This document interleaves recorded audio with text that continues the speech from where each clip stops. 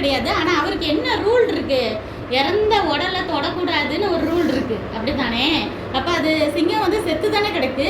ஆனால் இவர் என்ன செய்யறாரு, அந்த ரூலை மீறி அந்த தேனை எடுத்து அவர் சாப்பிட்றாரு.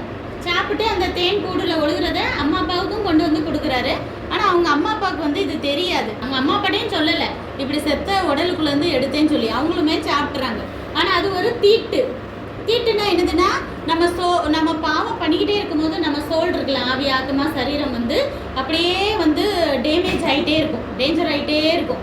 ஒரு ட்ரெஸ்ஸு நம்ம உடம்புல வந்து கண்ணுக்கு நம்ம இப்போ போடுற இந்த ட்ரெஸ் தான் தெரியுது.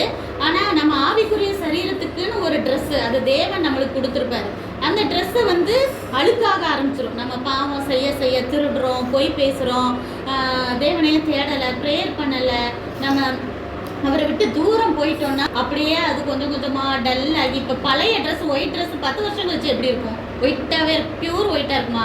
வாங்கும் போது இருந்த மாதிரி இருக்குமா? இல்லை, அப்படியே அது கலர் ஒயிட் கலராக பிளாக் கலர்லேருந்து சாயம் போயிடுச்சானே தெரியாத மாதிரி தானே இருக்கும். அது மாதிரி நம்ம பாவம் செய்ய அந்த ட்ரெஸ்ஸை மாறிடும். அதுதான் தீட்டு.